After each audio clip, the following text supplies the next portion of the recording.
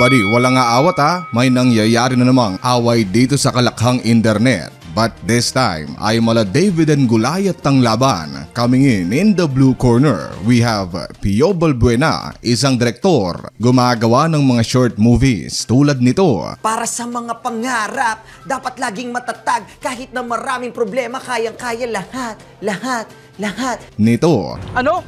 Mag-aaral ka? Para sa mga matatinilang lang yun. Boko pa naman. At nito. Oh, balong! Outfit, syempre malapit na simbang gabi. Using this formula this past few years ay he amassed over 7 million followers dito sa Facebook at over 600,000 subscribers naman sa YouTube. Napakarami at malaki na rin talaga ang following ni Pio Balbuena. And in the red corner, we have TPZ o Typical Pinoy Crap. Sumikat kamakailan dahil sa kanyang mga video na isang niche din sa social media. Ang commentary niche, nagbibigay siya ng mga opinion sa mga viral na usapin tulad nito. At ikaw, responsibilidad mo sa sarili mo na bayaran yung utang na pinangako mong babayaran mo. Nito. Basura ang K-pop Demon Hunters sa mga pre. No? Hindi ko siya gusto. Lalo na yung part na gumanto pa yung lalaki doon. No? Oh, time goes by and I lose perspective. Yeah. At heto pa ang isa. Nakakaawa nga ba ang isang artista kapag siya ay nagla-live selling na lang? Or isa lang tong diskarte na hindi alam ng mga tao pagkalaki-laking pera yung pwede nila makuha dito. He's in the height of his career, buddy. Mataas ang engagement niya sa kanyang mga fans with over 1 million followers sa Facebook at over 66,000 subscribers naman sa YouTube. Man, give this guy his silver play button. Subscribe kayo, buddy, kung trip nyo. Anyway, it all started sa 4 minutes and 26 seconds video niyang ito kung saan napaiyak niya ng husto. Si Pio Balbuena, binigyan niya kasi ng opinionated commentary video ang brand na tambay ni Pio. And looking at this, buddy, at first glance ay wala namang pangit dito. Para sa akin sobrang light pa nga ng ginamit na words. Sabi niya, Tambay Cup ay isang weirdong brand. Hindi naman niya sinabing Tambay Cup ay isang walang kwentang brand. May tanong tayo dito mga pre. Sabi niya, Boss TPC, anong masasabi mo sa Tambay Cup? Hindi ako fan, no? Didiretso yun na. Hindi ako fan ng Tambay Cup sa napakaraming rason, pre. At hindi lang to dahil sa alegasyon, no, na nanggagaya siya ng design. Sa tingin ko, responsibilidad na ng mga taong pinagayahan niya, no, na sampahan ng kaso si Pio kung talagang may issue tungkol dito sa pangopya niya. True. That's true, buddy. Aminin man natin o hindi, ay may pagkakapareho nga naman kasi talaga yung mga cup na ibinebenta ni Pio sa mga well-known brands. 2025 na ngayon, buddy. Wala na tayo sa Stone Age. Napakadaling malaman kung ang isang bagay ay may pinagkopyaan o original talaga. Google Image Search is the key. Kunin ang image, picturean mo ito, tapos i-upload mo sa Google Image.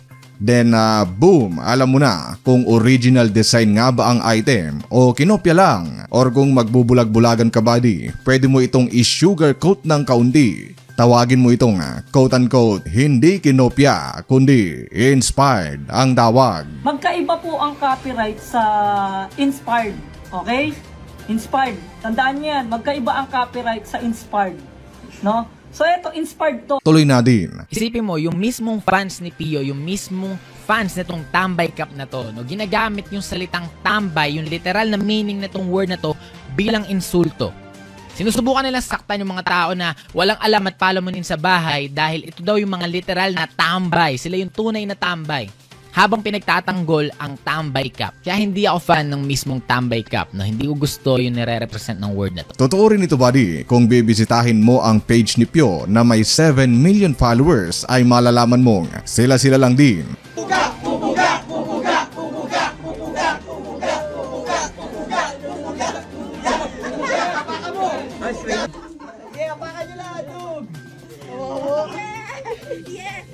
Kung babase ka kasi sa mga react sa bawat post niya ay makikita mo na itong emoji na ito ang pinakamarami when in reality ay dapat puro hearts, wow o likes dapat. Basta wag lang itong emoji na ito kasi nakaka-insulto, harap-harapan ka kasing pinagtatawanan na pati yung 7 million followers ni Pio ay hindi nila maiangat ang hearts, wow o like react para magandang tingnan. Anyway, So para sa akin lang, no, itong brand na to nakakatawa. Boom! Basag! It's all about convincing people na meron talagang value yung produkto mo. Na merong halaga to para sa'yo pag binili mo. Regardless kung gaano siya kamukhang tanga. Ouch! Napakasakit. So ayun buddy, ang pinabilis na version ng video ni TPC, and if you want to watch the full video, ay pumunta kayo sa kanyang mga social media page. Anyway, ang tanong ngayon, so meron ng tao ang kumanti sa Tambay Cup ni Pio, nagbigay ng opinyon, so paano? Ano kaya ang magiging reaksyon ng tila santo o patron ng mga tambay sa buong Pilipinas na si Pio Balbuena? Well, spoiler alert at pasintabi sa mga matatamaan, pero he remains to his words, ugaling tambay din. You see, bali-baliktarin mo man ang mundo, kahit anong pang sugarcoat mo sa salitang tambay, ay isa talaga itong negative word. Kaya nga nauso ang mga salitang, ma, ano ulam? Kasi maraming Pinoy ang ganito ang sitwasyon. Mga Pinoy na akala mong may tira talaga, tapos palamunin lang pala sa bahay. And instead na mahiya sa sitwasyon ng pagiging tambay, walang ambag sa lipunan, ay they are still proud of it dahil dito sa pang-brainwash ni Pio. Pero sabi nga ni TPC Sa tingin ko, isa tong salita no, na dapat nakaka-graduate tayo dyan. Magkakaroon tayo ng phase sa buhay natin na hindi tayo sigurado sa gagawin natin, hindi natin alam yung gagawin natin, di ba? Tinatamad tayo, wala tayong ginagawa sa buhay. Magkakaroon tayo ng portion sa buhay natin na nasa ganun tayong sitwasyon. Hindi siya bagay na dapat gino-glorify natin, isa siyang bagay na dapat naaalisan natin sa buhay. Which is, tama nga rin naman, dadaan tayong lahat sa ganyan, pero kailangan mo talaga itong alisan. Pero hindi sa paraan na gusto ni Pio. Para dito kasi kay Pio Balbuena ay ang solusyon para makaalis ka sa pagiging tambay ay bumili ka ng cup niya sa halagang hindi makatambay. Mga tambay, welcome sa panibagong version ng Tambay Cup. Ang D1 Corduroy, right? Siyempre may kasamang sticker yan. Kung bakit ko to paborito, tingnan mo naman yung form. Anyway, imbes na kumounter ng mga lehitimong bullet points sa kritik at pagbibigay ng opinyon ni TPC sa Tambay Cup ni Pio, ay ito ang kanyang mga naging reaksyon. Imagine yung problema ng mga basurang tambay, kawalan ng trabaho, pero ikaw, biday lang ang problema mo. Ito ba di sarkasam itong post ni TPC? Ang caption niya sa videong ito ay ang isang bagay na hindi maamin-amin ni Pio sa kanyang brand at sa kanyang mga fans. Sabi ni TPC, gusto mo bang kumita habang pinapayaman nyo kami? Hi! Kami nga pala ang Mama Zen's Chicharon Bagnet at nagbebenta kami ng legit na masarap na chicharon.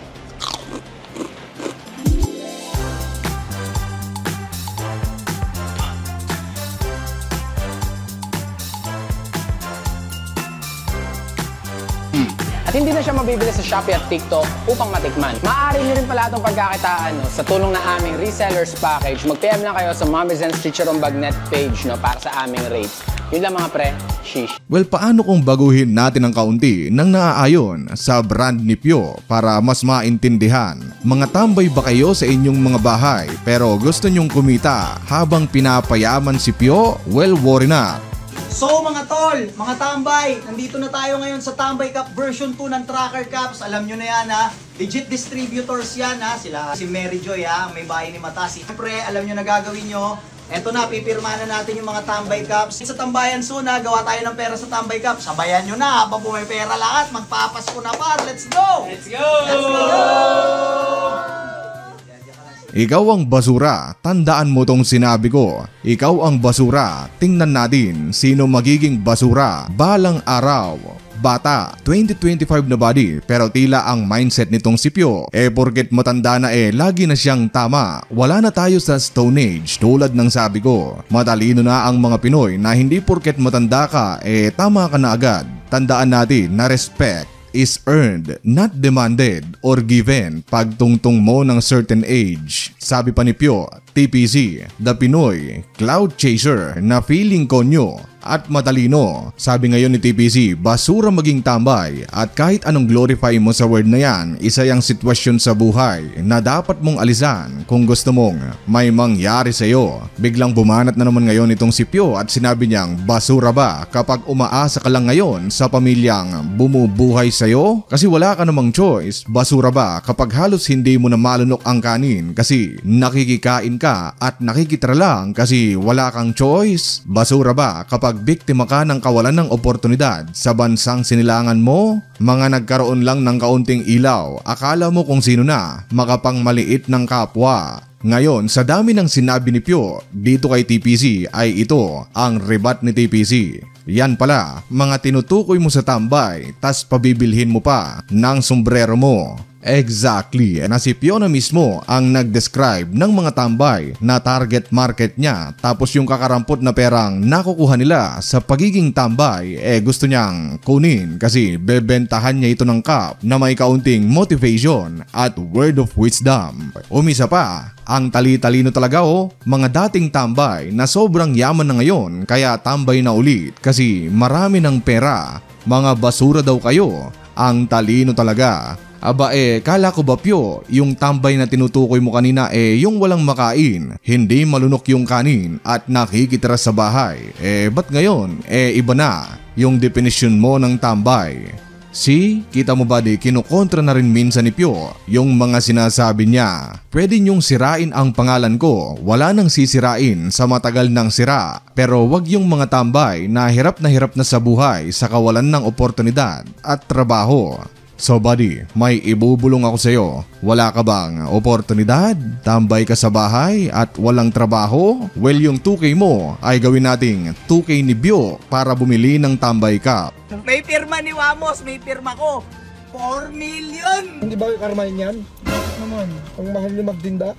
Magkaiba po ang copyright sa Inspired. Okay? Inspired. Tandaan niyo yan. Magkaiba ang copyright sa Inspired. No? Alam mo ba kung magkano nila binibili ang isang ganito ko? 25,000. 25,000. Nagbigay na rin ng reaksyon dito si Ato na kilala ring commentary personality. Si TPC at si Pio Balbuena, hindi sila mag-aaway, mag-best friend sila ng hindi lang nila alam. Kasi si TPC ang gusto niya, yung tambay, face lang siya ng buhay na dapat mong lagpasan. Diba? Ngayon, si Pio naman, yung tambay na brand yun na magbibigay ng pamamaraan sa mga tambay na walang bitaw, na maging tendero, na maging hustler, para magkaroon sila ng bitaw. Ayun nga buddy, ang hindi ko magets na aminin man natin o hindi, ay yung target market ni Pio ay yung mga tambay. Binibigyan niya daw ng opportunity ang mga ito na magbenta ng cup, which is a good intention. However, ang problema kasi ay siya rin ang nakikinabang dito. Tambay ka ngayon, akin na pera mo, gawin nating pera ni Pio, tapos biglang hustler ka na agad. Sabay bitaw ng words of wisdom na may mararating kabalang araw. I don't get it. Hindi ko talaga magets buddy. You see, hindi lang naman puro kontra kay Pio ang sentimiento ng mga tao sa kalakhang internet. Meron din namang mga tao na leaning more sa kanya tulad ng taong ito. Pinanood ko yung video ni TPC para mas makapag-komento tayo ng maayos. Masasabi ko, may punto naman. At medyo may some na statement lang siya na binitawan na pwedeng maramdaman ni Pio na inaatake yung brand niya. Pwede. Pero, honest review kasi yun. Okay? Kaya nga lang, ang nakakairita lang sa Pilipinas ngayon, lalo lang sa mga influencer na urat kay Pio, hindi ko gets. Hindi ko maintindihan kung saan nanggagaling yung inis ninyo. Ano naman kung nagbebenta ng overpriced na cup yung tao? Ano naman? Ako kasi ang mindset ko, mga soy ko, hanggat maaari, nire-respeto ko yung hustle. Hustle is hustle. Ako, mataas ang respeto ko sa mga taong nag-hustle. Kahit overpriced niya pa binibenta yan, I don't give a shit. Kasi ang mamomroblema dyan, yung consumer, hindi dapat ikaw. Hindi naman pala ikaw yung target market, bakit parang sapul na sapul ka? Diba? Hindi ka naman bibili. Proceed, diba? Kung overpriced, so what? Consumer ang bumibili, consumer nagde-demand, wala tayong magagawa. Pinapatok siya, 'di ba? Sa kasino ba kayo para mag-decide, 'di ba, kung ano dapat yung mahal o hindi na produkto? Eh magde-decide lang yan yung may-ari at yung consumer na bibili, 'di ba? Yung supply and demand lang naman lagi maglalaro yan. So wala naman tayong magagawa. Hindi. Ang punto kasi dito, buddy, ay kaya nga may niche sa YouTube ang mga commentary channel para may choice ang mga tao kung sino o kung saan sila papanig sa isang bagay o isang sitwasyon. Walang masama kung magsabi ka ng hindi maganda sa isang tao o sa isang bagay, lalo na kung valid criticism o arguments ang mga ito. Kasi if you take it wholeheartedly, yung mga criticism na binabato sa iyo, baka makatulong pa ito sa future endeavors mo. Isa pa, ang pagkikritik ay hindi rin isang uri ng pambabash. Dapat magpasalamat pa nga tayo kasi merong the other side of the spectrum. Ano yun? Kung ano yung nandyan, yun na yun? Bob lang tayo forever? Kung ano yung nandyan, bawal nang punahin at kung pupunahin mo, ikaw pa ngayon itong masama. Ganun ba ang gusto nating mangyari? At para sa mga taong isisingit na naman ang Panginoon sa bagay na ito, kesyo don't judge, mali ang pumuna ng ibang tao. Kahit tama naman na punahin mo ito, ay heto ang Bible verse para sa inyo. Proverbs 15:31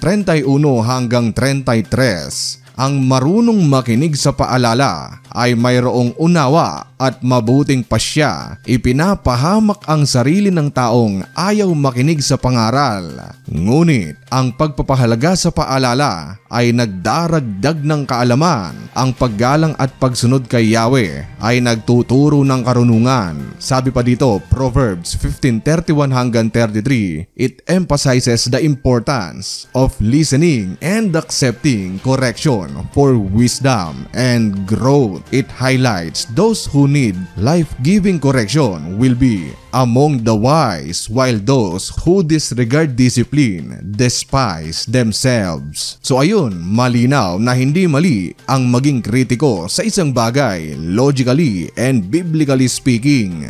Anyway, nag-live din pala si Pio sa away nilang ito and well, pinagmumura niya lang naman itong si TPC. Bakit GP? Pogi ka pala sa personal. Talaga. Wala ka. Mukha kang matalino pero wala ka bobo. Makagago bobo ka. Hindi galing sa kanya ako, galing sa akin. Tang TCP. Tang TPC, sabihin mo yan sa harap ko ha. Sabihin mo sa harap ko yan. Mo. Kung matapang ka talaga, sabihin mo sa harap ko yan. Nyo. Tangin mo, TPC, mukha kang feeling mo mayaman ka, wala kang tira, wala kang pera.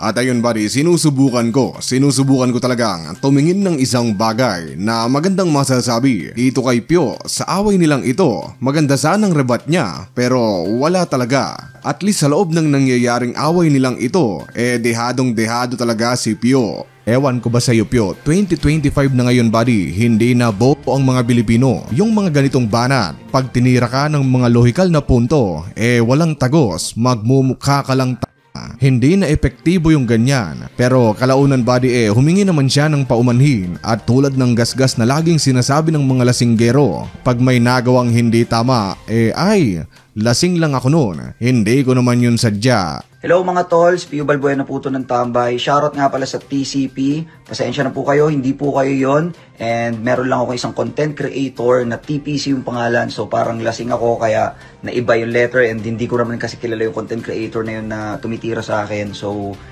shoutout sa inyo dyan mga G and congrats palagi sa inyo and more blessings to come. Ang siste ngayon buddy in this whole issue, parang isip bata itong si Pio na inagawan ng candy. Tas nung hindi na niya mabawi ay ayun, umiyak na ng umiyak, tas naglasing. Tapos nung nahimasmasan, biglang nagsorry. You see, kung bakit ko nasabing patron si Pio ng mga tambay, hindi naman nabago na maraming content creator din ang tumitira dito kay Pio. Andyan na unang-una si Makagago na ilang beses na niyang ginawan ito ng video. Kilala kasi si Pio bilang isang overpricer dahil sa pirma niya mismo sa kanyang cup. Makikita naman po natin na sa reactions pa lang ng mga tao ha na agad ang reaction. So, laughing emoji, mga kaombre ko. So, medyo sampal na naman to kay Pio. Ang pinagkaiba nga lang ni MG at ni TPC ay ang pinakatinitira ni Makagago ay yung mismong quality at pricing ng tambay, pero nung tinira ni TPC yung pinaka-meaning at mga taong tambay na bumibili sa kanya, umiyak na siya ng umiyak. Kaya for me buddy, maituturing ko siyang patron ng mga tambay. Siya ang representasyon ng lahat ng tambay sa buong Pilipinas. Hindi lang sa isip, kundi pati na rin sa gawa. And that's it. Hopefully ay naliwanagan kayo sa buong issue na ito. Nasa inyo na. Kung gusto nyong konsintihin, suportahan ang Tambay Cup sa pagiging inspired at mataas na presyo nito kasi made in the Philippines daw at Pilipino ang nagmamay-ari. Kayo na ang bahala buddy. At ayun, kita-kita tayo sa susunod na video.